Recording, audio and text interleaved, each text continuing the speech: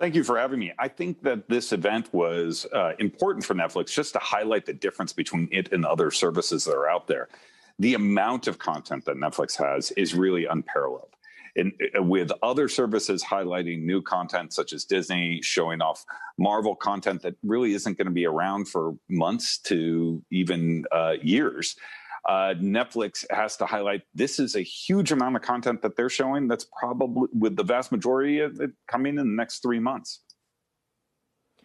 Yeah, but now, the market for Netflix is very saturated here in the U.S. We've seen them struggle with growth domestically, a lot of pressure for the company to grow internationally. What are your expectations in terms of subscriber numbers for the back half of this year? And then also, how does that fit into what all of the rivals are doing?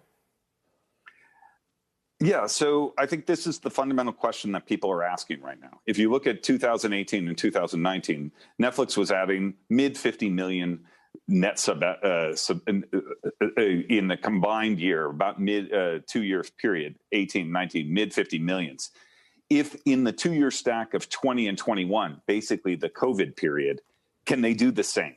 And that would be adding their guidance of 3.5 million net sub adds in Q3, and then maybe on the order of 7.5 in the fourth quarter.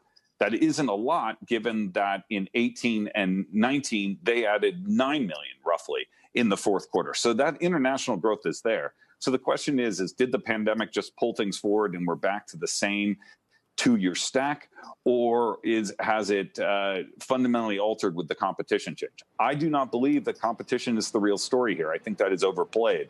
People can only watch Stranger Things on Netflix. They can only watch Marvel on Disney.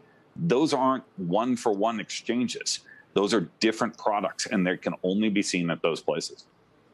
That's interesting, Nat. I wonder, over time, over the years, there has been a repeated call from some on the street that they need to introduce a low-cost or free ad-supported version of their platform. Do you think that's still necessary? Have you ever thought it's been necessary? 800 million people the world over pay for some form of TV. And if you look at actually the cost of Netflix compared to the number of hours that people use it, if you go in some of the more penetrated places like the US and the UK where people use it a whole lot, I mean, you can barely go for a jog, and the tread of the shoe that you burn in that period of time is more on an hour per dollar per hour basis than Netflix. So is there a need to do it? Maybe in some countries, but I don't know if Reed ever will. He seems very against the concept of interrupted television.